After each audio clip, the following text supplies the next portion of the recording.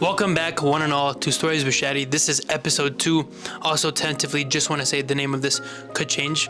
It's just something I decided to roll with right now, just to kind of get the ball rolling. But welcome back to episode 2. I hope you enjoyed episode 1 with Miguel. Episode number 2 centers around a friend of mine named Heather Turcious. Heather is 24 years old, and we actually met back in school. She studied environmental science with a minor in math, and she's currently studying for her MS in civil engineering with a concentration in water resources at Loyola Marymount University in California. That is a hard university to say. Now, Heather's soccer involvement has been very heavy throughout her life and her career. She played in college. She currently has her U.S. Soccer Federation D coaching license and is currently an assistant coach at her old soccer club. Post-college, she has played a few summer seasons of WPSL as well. I think the cool thing about her story is that she's someone who just never quit, and so I really admire that about her. And as always, a fun fact about Heather is she has a game day playlist that she listens to before every game. And the one song that she must listen to on this playlist is Forever by Drake, Kanye West, Lil Wayne, and Eminem. That song honestly slaps. I remember listening to that back when I was in my youth, and it was just such a good song, like a good pump up song. But yeah, this conversation with Heather was one that I found very valuable as well, just simply because she gives a lot of insight into how she played at a collegiate level, kind of the ins and outs of what she had to do and all the stuff that she went through competing at this high level, and kind of the emotional strain that comes with it as well, and all you have to sacrifice at the end of the day too. And so I really hope that you enjoy this conversation that I have with her, and I'm gonna roll it to past Shadi and his interview with Heather. Peace and blessings, y'all. Right. Can I have you start just by introducing yourself for me? Yes. Okay. Hi, I'm Heather Turcious. I just recently graduated from the University of Denver. I majored in environmental science, minored in mathematics while playing for the Division I women's soccer team. As of now, I'm also coaching soccer back home in California, and I played about 18 years of competitive soccer, so almost my whole life. Wow. I didn't know you played you also played international. Didn't you get like an international call-up as well? Yeah, I played actually when I was studying abroad. I practiced with the team in Costa Rica. Because there's not like age restrictions. So like I was able to play. I was actually going to compete with them while I was there, and then COVID hit, so that didn't happen. And then I also tried to get out to play with the Salvadorian women's national team. That didn't work out one time because I actually tore my ligament in my wrist. So I need to get the surgery, and the school was paying for it, so I couldn't say no. Yeah. And then the second one was because we were in finals week and I couldn't get out there in time because you have to go like 2 weeks in advance, and then you train for 2 weeks and then you compete. But with finals and everything going on, like it was too hard to get all my stuff together, and school first, student athlete. Student athlete. That's one thing I think we can explore, as well as like the life of a student athlete too, would be kind of interesting. But as you kind of touched on, you said you've played for like 18 years now. So for you, like what does it mean to you when I say like soccer? Like what does it mean to you? Why do you play the game? So growing up, I was an only child, and I love my parents. They're amazing, but soccer was kind of like a place to find like almost like sisters. Like your team was like your closest friends. You're with each other all the time, practicing 2-3 times a week, and then on top of that, you're all weekend long. You guys are playing games, you're playing tournaments, like competing together, winning together, losing together, and it was like the camaraderie and like of a team was just something that I loved. Growing up too, so like my dad, he's Salvadorian, so he loves soccer, like he lives and breathes soccer. And I'd sit down with him at an early age, watch games. He'd talk to me, show me things on the TV, like just kind of watching teams. And we go to U.S. national team games. When the LA Soul was a club in Los Angeles, we go to their games all the time with my teammates. And like, it was just like women's soccer. And like, that was the time when Marta was playing there before kind of the NWSL took off. And it was so fun. They were so good. They had so many like big name players. And then when Landon was at the Galaxy, like I grew up watching Galaxy games, and it was just kind of like always around, and it was like something I loved. And like at the time too, I was playing softball, and at a certain point I had to decide, and I loved soccer. Like it was just the game and all the people around. And like the one thing I think I love about soccer is the fans of soccer, and then the players, the coaches, like they love the game.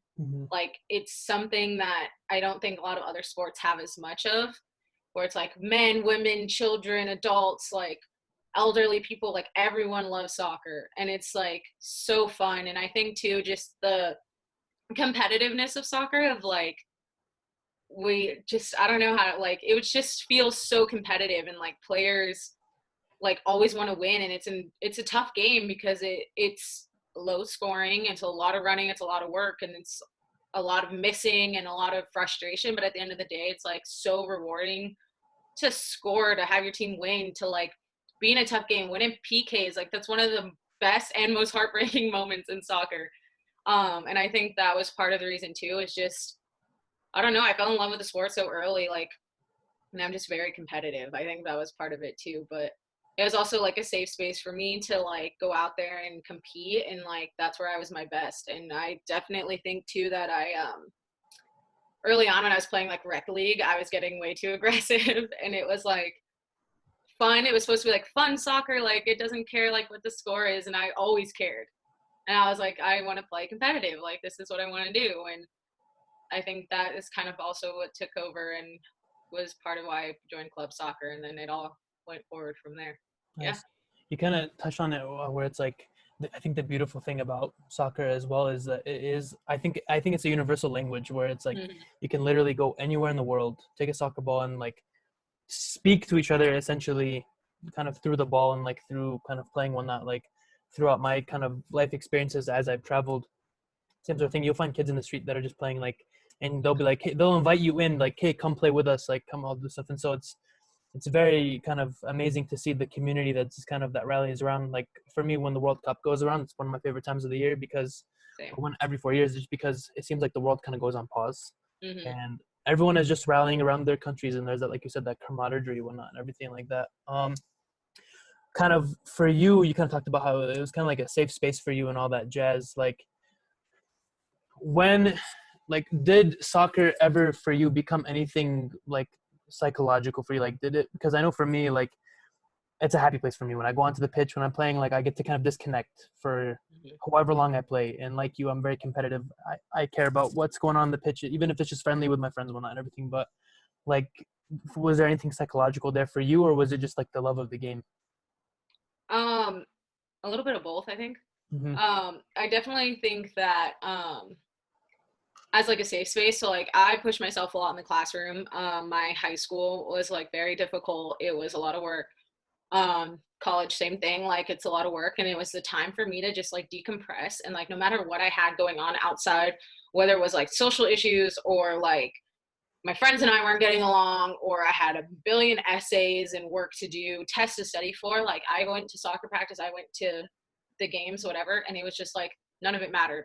And I think that was something that I loved because I was so like focused on my work to make sure it was good. But at the end of the day, I also love soccer so much that I cared about soccer. But I got over there and not once did any of that cross my mind. Like games, practices, like it's always something that I was like, you know what, for the next 2 hours, nothing's going on and I have nothing to worry about except the ball at my foot and playing. And I think Mm-hmm. that's something really, really nice that I loved so much, was just like it was an outlet.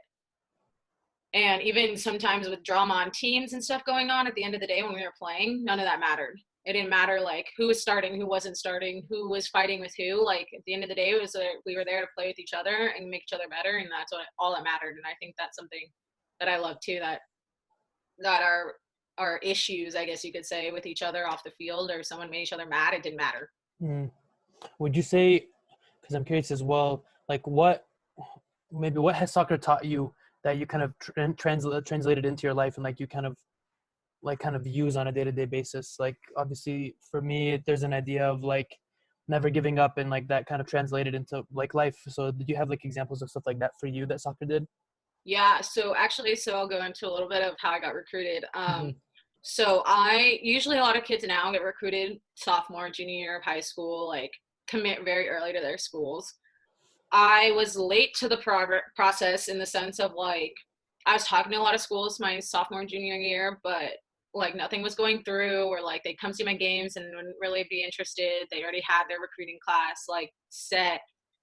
So by the time I got to a senior year, I was really like frustrated and like kind of like frantic about what was going on. Like, well, was I going to even play in college? Because that's kind of what I wanted to do. And I had options to go play like NAIA D3, and I was like, no, I really want to play D1. Like, I know I can do it. Like, I pushed myself. I like missed social stuff when I was younger to be a D1 athlete.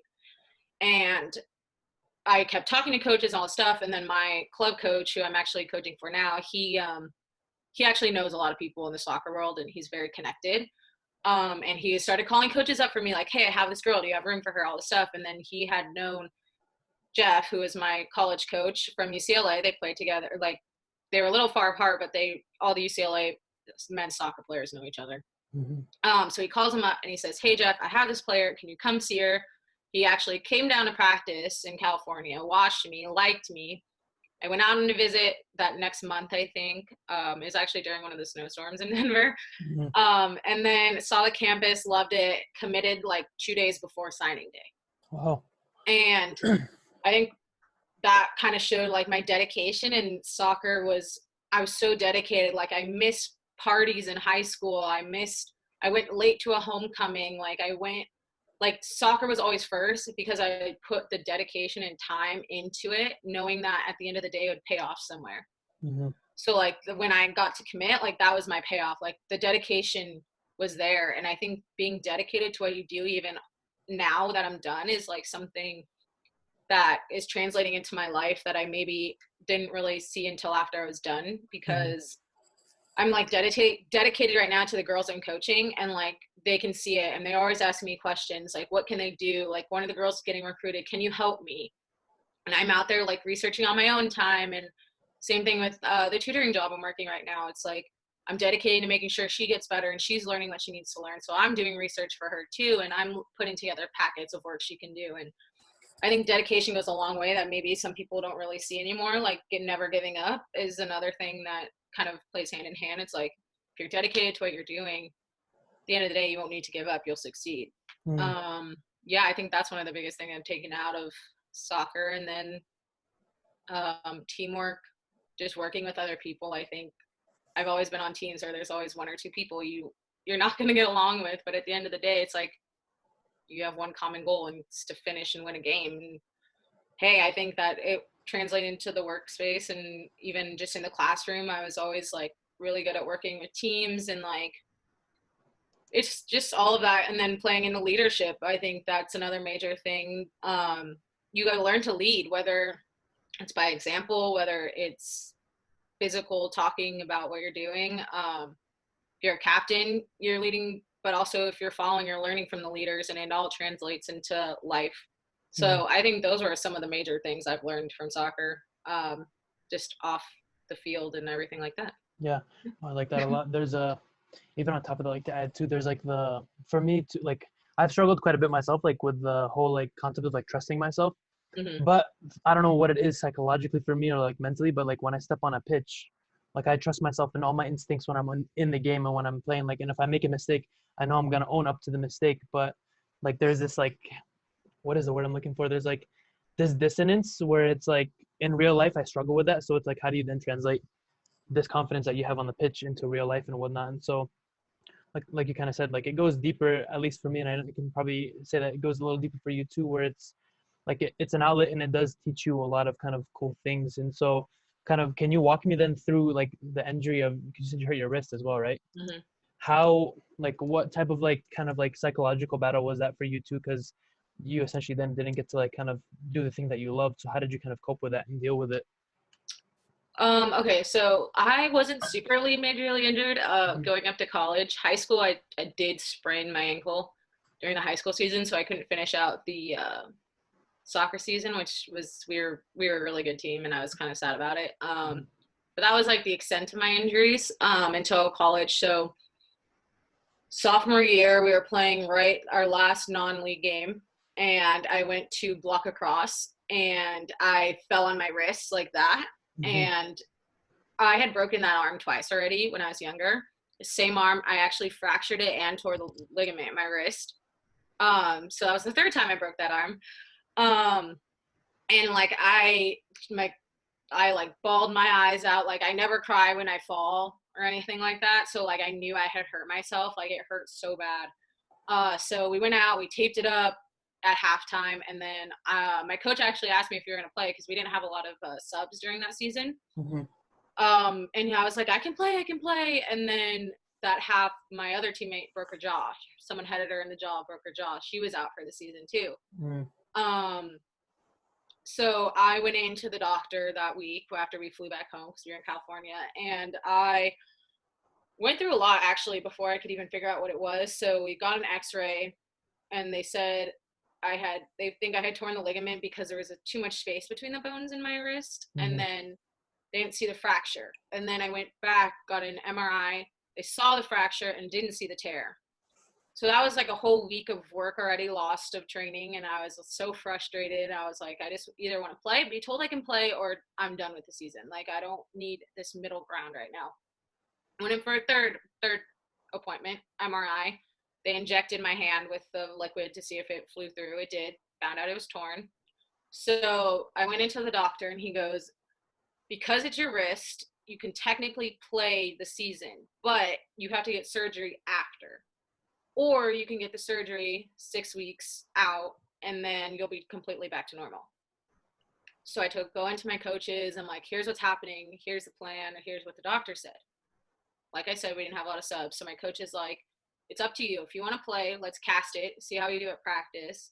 If it doesn't bother you, play the season. If it's clearly bothering you, we'll get the surgery and then we'll play next year. So I practiced, wrap this thing up like with foam so like it hit someone, it doesn't hurt. It was like massive arm, and barely used my fingers. Like the tape was like out to here. And we went through practice and I wasn't too bothered by it. Usually that's what happens. I'm taped up, stuff like that. I don't really get bothered by it. So my coach said, you didn't look like it bothered you at all. You feel okay? I'm like, yeah, I mean, it's just hot, like it's sweaty. Mm-hmm. And he goes, all right, let's try. Let's see how it goes in the games. So I ended up actually playing the rest of the season, all the league games. But every game I had gone in not knowing if the ref would let me play. So they had to check it and see if it was soft enough. And if it wasn't, they could technically tell me I'm not allowed to play. Mm. So that was a little bit of uncertainty that I wasn't fond of, because it was like I was training all week, and then the ref decides my fate, essentially. So that was a little frustrating because it was like I could walk up to him and him be like, yeah, no, you're not going to play. It's not soft enough.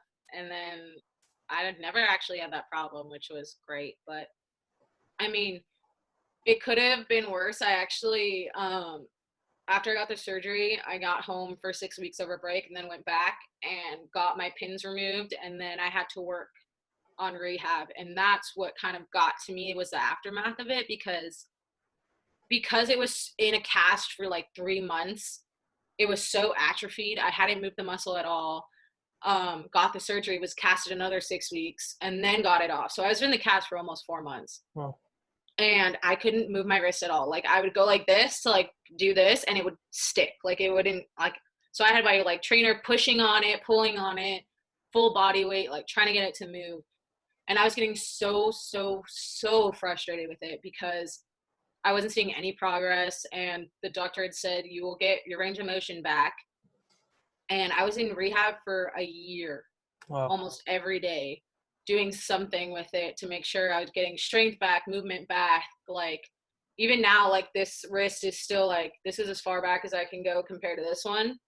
But like, that's as far as I went. But really, he didn't even think I was going to get that far based off of everything that we had done. So I was in the training room like every day, working, trying to get it back, because I sacrificed my range of motion essentially to play a season, and I don't regret it at all. Like I can use my wrist just fine, but it certainly was like a frustrating time, like where I was kind of like, maybe I should have got the surgery and just been full range of motion 6 weeks out. And then I look back on that season and it was like, I don't regret it at all. Like I was playing with a cast on, who could say that? Like it was really, really cool. And I think that I learned a lot from that, like especially too, like I couldn't tie my shoes, I couldn't do my hair with a cast on.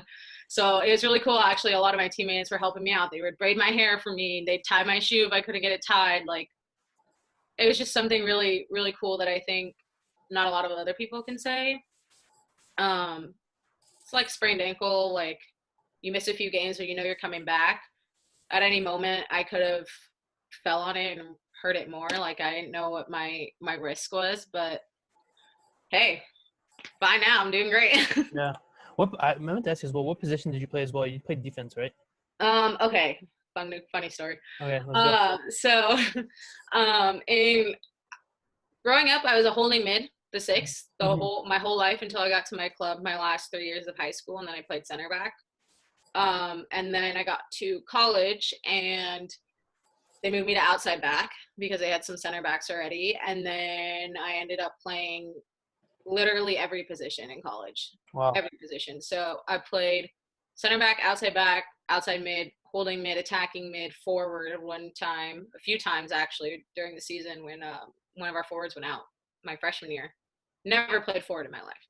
Mm. Put me out there and I didn't score any goals, but I was doing okay. And then in a spring game, I actually had to play goalie. So I literally played every position. Yeah. What position would you consider yourself like the best at? Would it be that holding midfielder or as a center back? The six. I love playing the Okay. six. It's my favorite position. We shall I'm call not you. as I'm not an attacking mid in the sense of like I don't like to go forward as much, but I love dishing the ball, switching the ball. Mm. Yeah, I'm a six. I always say I'm a six. That's crazy. It's crazy that you played every single position, but it's like cool because it shows like you said, that dedication of like wanting to do what's best for the team. And like the cool thing about soccer is like you have 11 people on the pitch, hmm and when you're playing, everyone has a specific role and a specific job that they need to do in order for the common goal of scoring the goals and winning. And so it's very cool that you were kind of willing and able to like kind of be that person for your team. And I guarantee you that it inspired a lot of your like teammates as well to be like, hmm oh, like Ngolo Turcious is out here, she's doing her thing. And like she's playing a striker, she's never played striker before. She's playing like outside midi, and like she's never really played there as well. So I think that speaks a lot to your character as well, and to the fact that like how resilient you were throughout your campaign and your soccer career. I think part of it too is like being open to learning the positions. Mm-hmm. But also me like when I was younger, like when we were focused, my dad was like, don't just watch your position, watch everyone else, watch where you're going. And it's like you have to learn. And I think a lot of players like they pick a position and then that's their position. Mm-hmm. I think it's a lot about being willing to open up to new positions, but also like even if you are the holding mid, like seeing what other players around you are doing, because if you do get put in that spot, it helps you as a player like become better. And I think that that was something that growing up, like I really prided myself on was like learning other positions, either watching by or at practice. Like I had one of my coaches always tell me like, you are always focused at practice, even when I'm talking to the forwards. You're learning. Like I was always listening to what he was saying because as a midfielder, maybe that would apply to their run. So I know where they should be going. But Mm-hmm. also when I got put in that position, I was able to kind of translate that. But then going in, like I went on my own to watch film of forwards with our coach because I was like, I've never played, and kind of just learning all the time and learning from each other. And I think that's something that sometimes gets lost when players start focusing on their positions. When at the end of the day, if you can be like my dad and some, I think it was one of the commentators during one of our games, like a Swiss Army knife type player, Mm-hmm. that you can throw you in if you have good technique ability, like you know what's going on in the game, like you can get thrown anywhere, and at the end of the day, you're going to perform. Yeah. I think that's something that kind of gets lost sometimes. Like we focus so much on making the player the best forward. Why not make them the best passer, the best dribbler, has best technique on the team, so that if something happens, we can move them around. Mm-hmm. That's right. Did they? Would you say like I can't even speak English. Did you do a good job of like doing that for y'all, or was that something that just kind of you had that willingness within yourself to kind of do that? Did you say to do you do that? Yeah. Like, Oh, okay. do you teach how to do it? No, I'm curious. I think I came in, especially with the coaches I've had. I got really lucky growing up that my coaches were so knowledgeable that I was it was more of myself, because they tried doing that with some other players and it just didn't work as well. And at the end of the day, we kind of got split into positions, and then like I was the one person, I was always like, where do you want me today, Jeff? Like, should I go to the defense? Should I go to the midfield? Like, and I think that's something that could be worked on more. But I also think that like sometimes like players are going to be best in their position and like just don't touch them. Mm-hmm. Oh my gosh, I'm trying not to sneeze. No. And then and I think other times like it was definitely cool to be able to like that day Jeff would be like, you make the decision, like what do you want to work on today? And Mm-hmm. he allowed me to now decide, okay, like maybe if I'm going to be playing the midfielder position this week, I got to work on my passing a little more. So in that sense, I think he helped me a little bit more, but overall, I think I allowed myself as a player growing up to learn and grow and see, and then that kind of became a habit. Nice. Would you say that it's translated into your coaching as well? Bless you. Oh, sorry. Bless you. No, you're good. Would you say that has like translated into your coaching style as well as you're kind of coaching these kiddos? Yeah, I definitely think I've like noticed that, and sometimes when we play games, like I try to get people out of their position. I'm like, go forward, like stand in the forward position, because at the end of the day, you defend as a team and you attack as a team. Everyone's got to be able to attack and everyone's got to be able to defend. Mm-hmm. Like, like as a coach, it frustrates me because as a player, it frustrated me that when forwards wouldn't defend. I'm like, you're the first line of defense. You win the ball. We don't even have to worry about getting it to our goalie. Like, and I think that's translating a lot maybe too into just like the drills I do at practice, but also just the way I kind of explain things to the girls, that it's like, you guys have to go as a team and you guys are still learning. So it's a good habit to get them in now that they're able to kind of just be like that person you can move around. I think too that my old club coach, he does a really good job with like technique training. Like all these girls are super technical, touches, passes, moves, like they're all really good.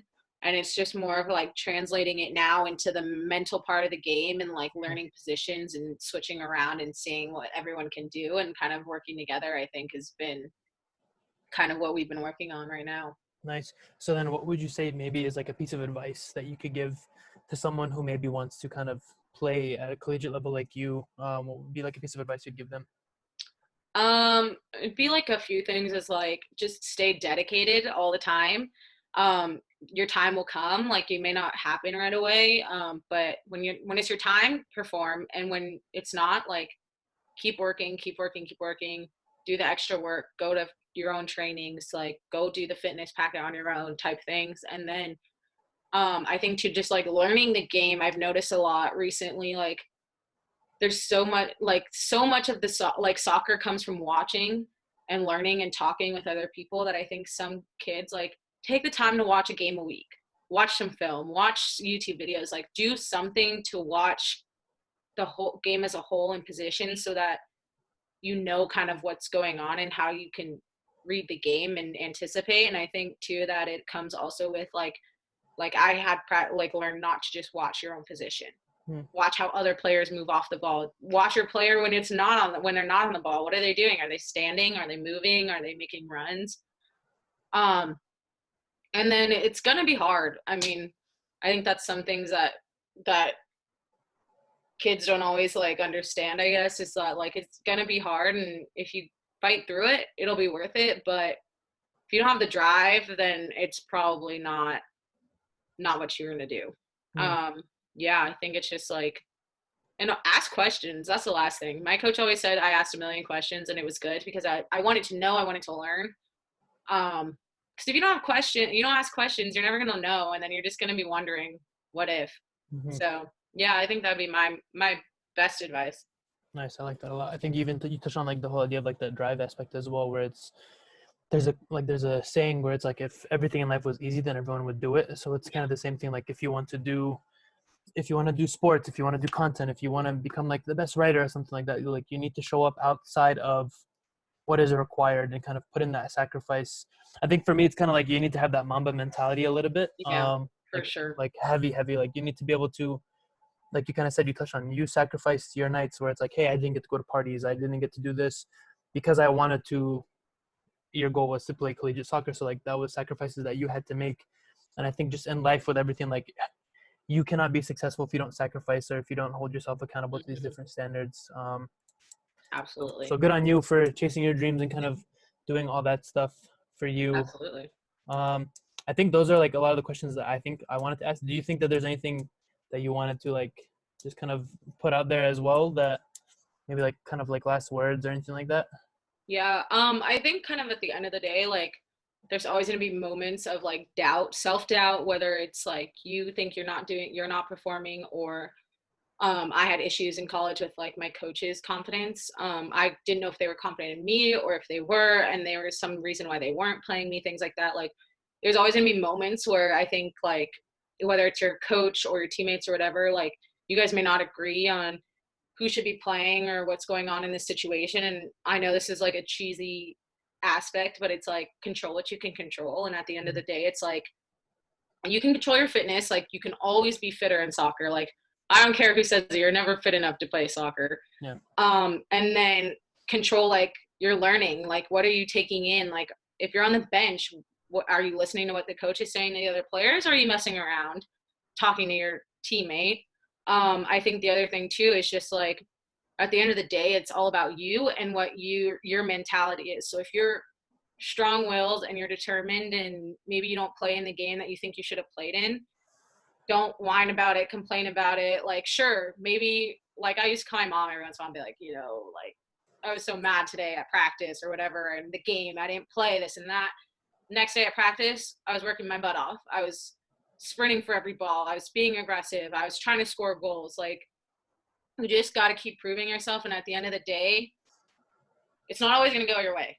Same thing in games. You're not always going to win a game, but maybe you should have. And like I said, it's you can control what you can control. You're going to be all sad and whiny and then come into practice the next day crying and frustrated and not trying. You're not making yourself better and you're not making your team better. And I think that's something that everyone can work on. Even now, I still want to work on it, like making sure that I'm like confident in myself as a coach. Like there's times where I'm like, oh, I don't know. And my coach is like, you could have done this better. You could have done this better. Instead of being upset that he criticized me, I'm moving forward. And I'm like, okay, he said my warm up was too slow. So next time I'm going to speed it up or make sure this something works. So it's always taking criticism and also being confident in yourself just to control what you can control and keep moving. Cause I think that's the biggest thing.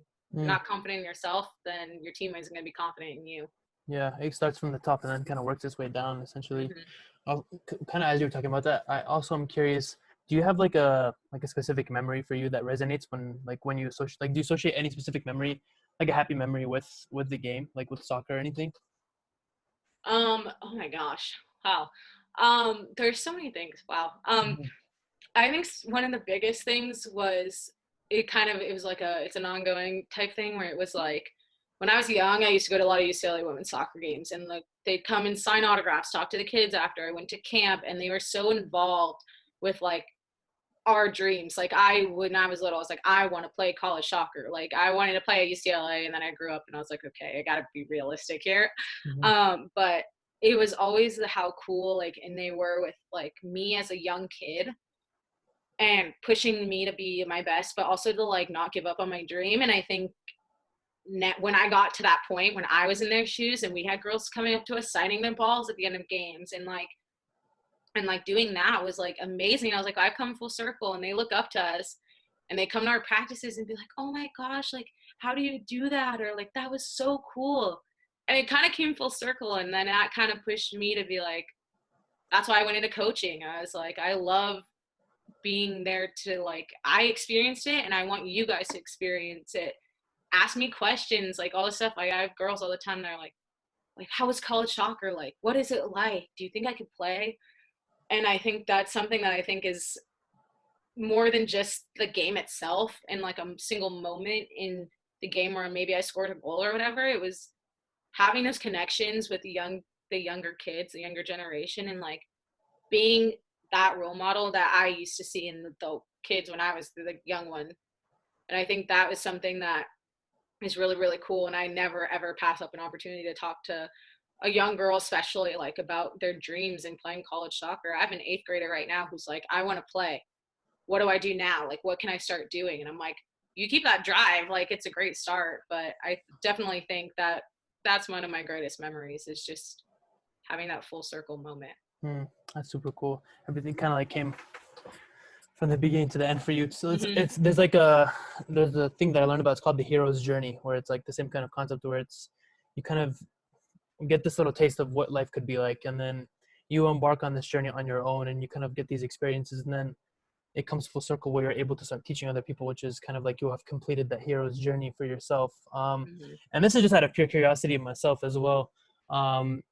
because I know at some points like the University of Denver would have like the national team whenever they were around, like come train. And I know that the U.S. women's soccer team came in train. I don't know if it was before you were at the university or if it was Mhm. around the same time, but when like opportunities like that came up where like these players were coming and practicing, did you guys ever get a chance to like sit down and like ever like pick at their brains, or was it just kind of like they were kind of doing their own thing and you guys could just like kind of watch? Let me see. So I don't think I was there when the women's team was there. Okay. But I do remember the Mexican national team, the men came to train at DU. Hmm. Um, they didn't really talk to us. We like no one was really allowed to watch their practices. I don't Okay. know if that was their decision or what. I do know that like when I think the Golden State Warriors came to practice at DU, Steph Curry came in and talked to the men's team. Oh. Um, I've personally found myself in positions, just either with connections or other opportunities where like I'd go to a camp. Like I went to a Mia Hamm camp when I was younger, and she sat and talked to us, and like I was breathing in every word. Like that was my hero as a kid, and I was Mhm. just like, oh my gosh, like um, I take those opportunities when I can just to hear other people speak. Recently, my mom was working an event at UCLA, and they had Jill Ellis, the women's coach, Mhm. and Sue Inquist was the softball coach at UCLA, and they Mhm. were just chatting about their um, and Val. She did it with Val too, the gymnastics coach at UCLA. But I took the opportunity, even though it wasn't my sport, to listen to what they had to say about players, about coaching, about what should be happening or what they think should be happening, and how to support your players. Um, I think it's important, and if it's hard to get access to stuff like that, like there's always interviews, Mhm. TV shows, movies, and stuff that you can find, and I think it's a great opportunity for people to listen and kind of hear from those people. I know at our banquet, Kristen Hamilton, she's playing in the NWSL right now, and she was bawling when all the U.S. team left to go play. I think it was the World Cup or something. Mhm. And she like performed, like she was scoring goals, hat tricks, and all this stuff. And they called her up that next time they had a call up because she performed when the best players weren't there. And so she came to talk to us at our banquet and kind of told us her journey and how it was a lot of work, and it was kind of resonated with what I was dealing with in college. And I think it was really cool just to hear her as like she was in our shoes at DU. Mhm. Look at her now, like she's one of the best players in the NWSL and scoring a lot of goals and getting call ups to the national team. I think that's super cool. Mm. What would you say has maybe been like a piece of advice that you have given that kind of stuck with you throughout your whole journey of kind of becoming a collegiate athlete? I think it was just like when I was at UCLA soccer camps, the coaches would always tell us to like keep working, keep learning, and always, always, always like keep trying with the recruiting process, especially like we get millions of emails all the time. People are always asking us to do it. So it's like keep up on your stuff and like keep working.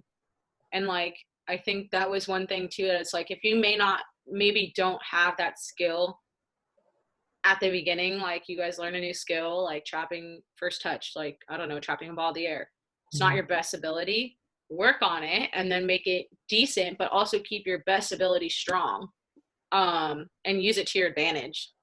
I think that's something that at least I could have took out of that was just constantly going to camps and stuff was like, don't give up on your dream, but also like you have to work at it. It's not just going to be given to you. Mhm. Yeah, no, and I think you touched on it too, like the whole accessibility piece of like, there's so much stuff now on the internet, like on Mm-hmm. Google, on YouTube. You can like go and watch. Like, when I was in high school, I played tennis as well. And me being the very competitive person that I was, I wanted to be the best tennis player that I could be. And so what I do is I would sit and I would watch like the U.S. Open. I would watch different kind of like professional tournaments where the world's best are competing back and forth and try to pick up things that they're doing. And it's the same thing Mm-hmm. that goes with soccer. You can like watch like highlight videos of Leo Messi doing a bunch of step overs and whatnot, but until you or Ronaldo does more step overs than Messi, but like watching Ronaldo, but you're not gonna learn how to do step overs until you try to apply it and do it yourself. So it's like going to the water and then like drinking from the water and like trying Yeah, to become that best exactly. person. Yeah. But thank you for chatting with me as well for the last little bit. I definitely think this was a cool conversation and it was everything that I wanted it to be. And I hope it was a good kind of Awesome. reminiscing of for you It as was well. great. Yeah. Really got me thinking.